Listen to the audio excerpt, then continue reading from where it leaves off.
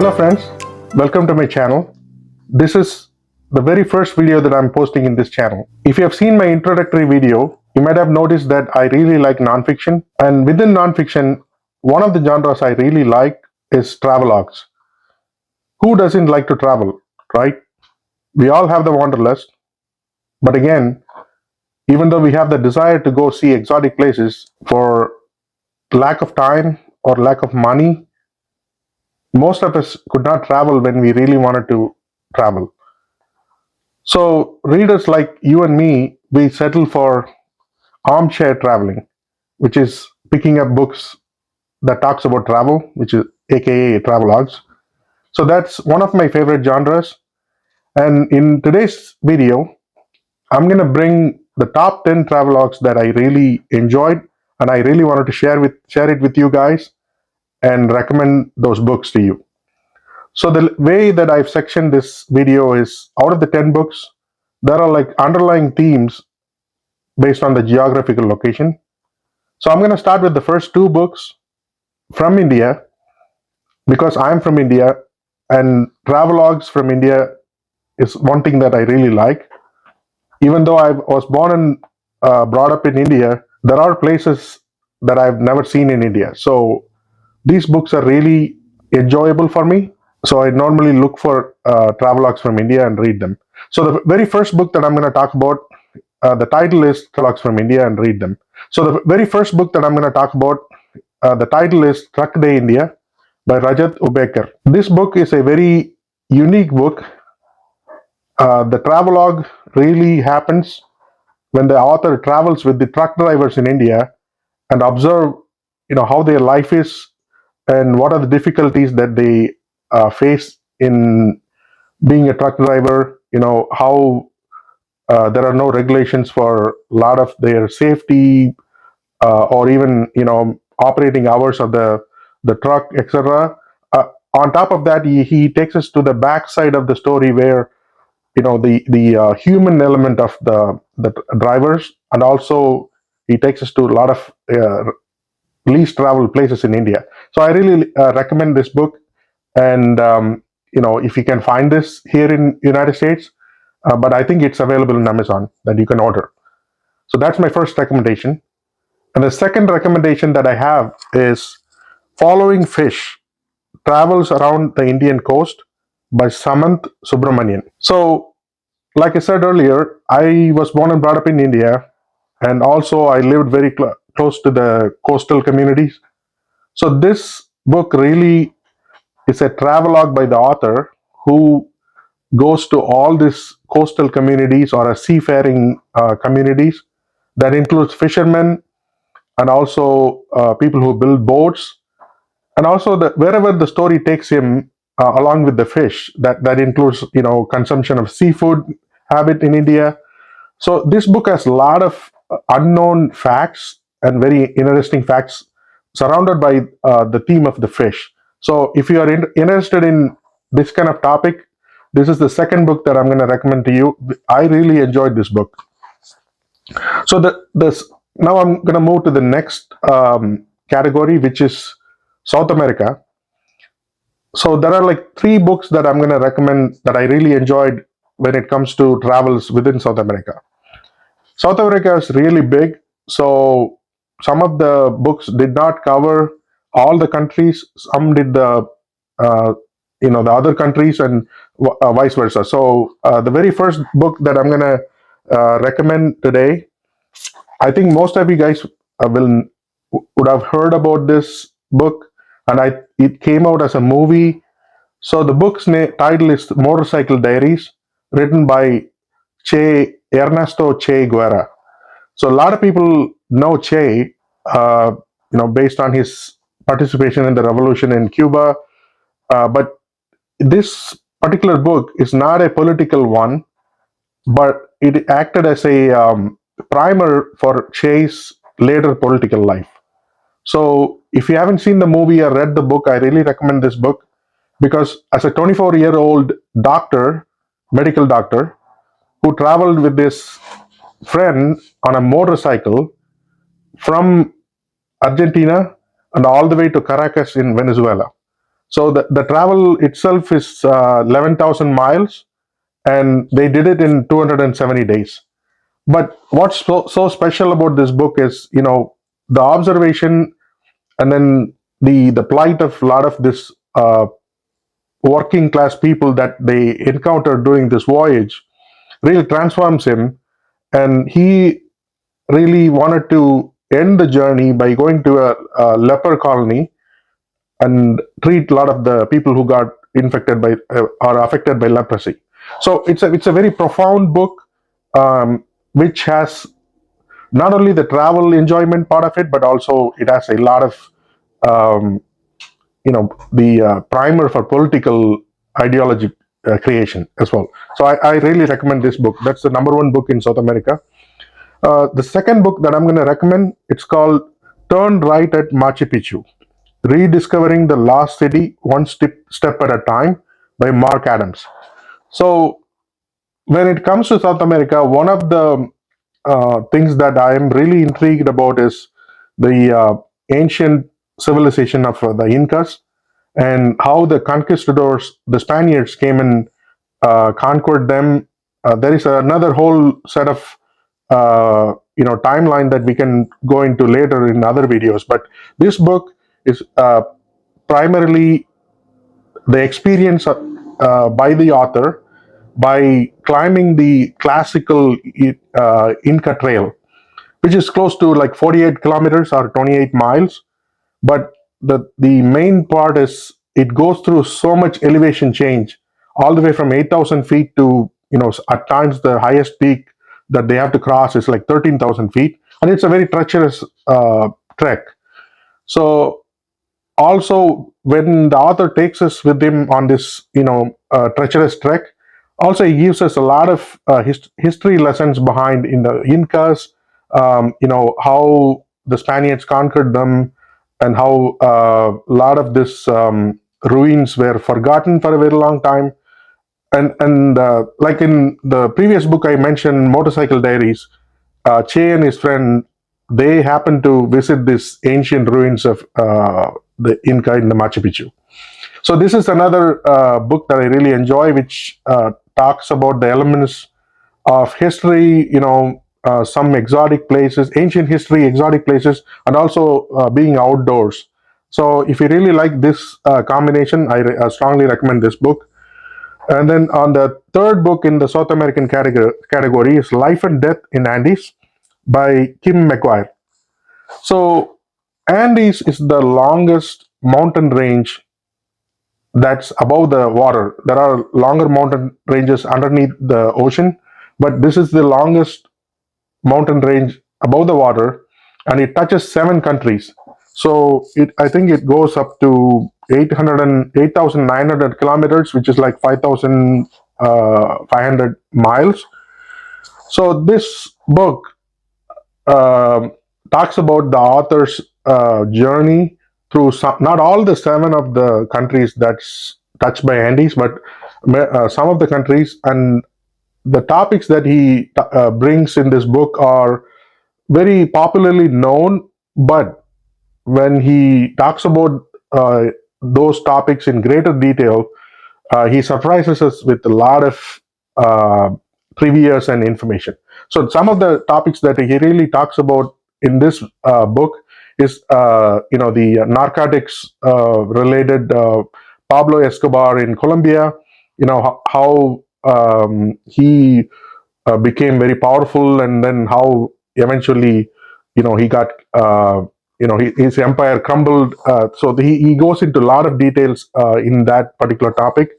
And then the Shining Path, which is a left-leaning, group, which actually in some years they terrorized the entire area of Colombia. So he actually meets some of the former members of that organization, and then he talks about that quite a bit. And then again, Che's assassination in Bolivia. So he talks about that, and then Darwin's arrival at the Tierra del Fuego, and then the Yamanas tribe that his encounters with them, and how he takes some of the Yamanas back to England in his HMS Beagle. Uh, and also he talks about the maiden, ice maiden, which is a mummified, frozen carcass of a young girl found atop the one of the volcanoes. I think it was a human sacrifice by the tribes there. I think it's part of Inca Empire, if I'm correct. So he talks about how they recovered that, and all the preservation happened. So he goes into a lot of this, very well known topics through newspapers and media, but he goes into a lot of detail, the behind story of these topics. So this book, I strongly recommend. That's another one of the favorite South American books that I've read when it comes to travelogue. So now I'm going to move to there is one book that I want to talk about when it comes to Africa and travelogue.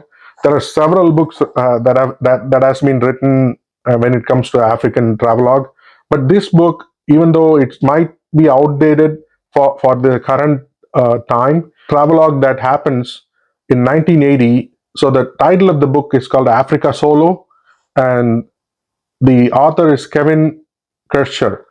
So Africa Solo is this author's travel all the way from Oran in Algeria and to all the way to Nairobi in Kenya. So he crosses most of the Sahara and then the Sahel, and then he crosses Congo, and then eventually he arrives at Nairobi. So most of this travel was done by trekking and also hitchhiking. So he did not use any public transportation, or even, I think, in his whole journey he just used one flight journey in the entire the whole of the journey. So this is a very enjoyable read if you really like to know about the Africa in the 80s.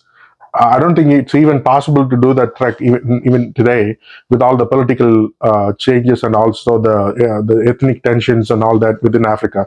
But this was a very enjoyable read that I really liked. And then so that's the only book that I had for Africa. And then I'm going to move on to Papua New Guinea. So ever since I read Jared Diamond's Guns, Germs, and Steel, this is I'm always intrigued by the Papua New Guinea, in its pristine forests, and then the multitude of tribes that they live there, their customs, etc. But so this book is Four Corners: A Journey into the Heart of Papua New Guinea by Kira Salek.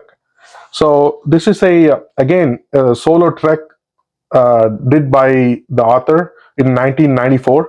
So she traveled to most of this PNG, which is Papua New Guinea uh, side of. So Papua the island itself is really big. So half of the island is part of Indonesia now, and then the other half is the PNG. So she travels there, and she kind of observes some of the tribal customs, and then for a person who doesn't know a lot about Papua New Guinea, maybe this is a good book to read to introduce some of the very high level cultural anthropological information about Papua New Guinea. So I really recommend this book. I really enjoyed this. There are two books that I wanted to recommend when it comes to either Russia or former Soviet Union. So the very first book, I don't know if a lot of people heard about this book. The title of the book is American Road Trip: The 1935 Travelogue of Two Soviet Riders. So this travelogue I really love, because this is a outsider's view of the United States, especially from the which was considered as enemy country back then from Soviet Union. Newspaper correspondents of the very famous newspaper in Soviet Union, Pravda. The Pravda newspaper sends them to America in 1935 to go experience the American way of living, and then also they documented everything with a lot of pictures. So I do have this book. This book really talks about how did rural America look like in 1935. because I guess it was right after the Great Depression. So they did really document a lot of rural America with both their writing and also the photographs that's part of this book.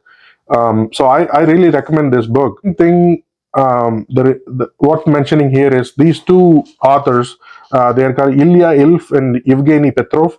So they both are very well-known satirical writers in Soviet Union back then. They've written actually two books that got translated into English. The first one is called The 12 Chairs. I guess there are movies as well. And then the sequel of that book is called the Golden Calf. So those are the two books that they wrote, and then it used to be very famous back in Soviet Union. And these two authors come to America expecting it to be full of skyscrapers and cars and automobiles, but to their surprise, they only see them in cities, and then when they go to the rural side, is not a well reported stories, which they take it back to Soviet Union and they publish this book. So I strongly recommend this book. So this is the ninth book that I'm recommending, and so the next book is called Travels in Siberia by Ian Fraser. So a lot of people might have heard of this author because he wrote a book called In the Res, because, about the reservations here in United States. So, but this book is about his travel not long ago, probably 10 or 12 years ago. So he goes on this journey um, from the east side to the west side of Siberia. So Siberia typically starts where the Ural Mountains, divide the Russia into two, European side and also the Asian side. So they start the journey from the Asian side of the Urals on a van that they with a couple of his Russian friends, and then he travels all the way to the Pacific Ocean side of it, which is Vladivostok. So in this journey, he really talks about the history behind how Siberia got conquered back then during the Tsar's period, and then during the Soviet Union's time, how the gulags operated here. Solzhenitsyn, how he was in the gulag there, and then the road of bones they call, which got built, the Siberian road, which got built by all the prisoners in the gulag, and the nickname for that road is, now they call it the Kolyama Highway, but the nickname for that road was the Road of the Bones because so many prisoners died building that road.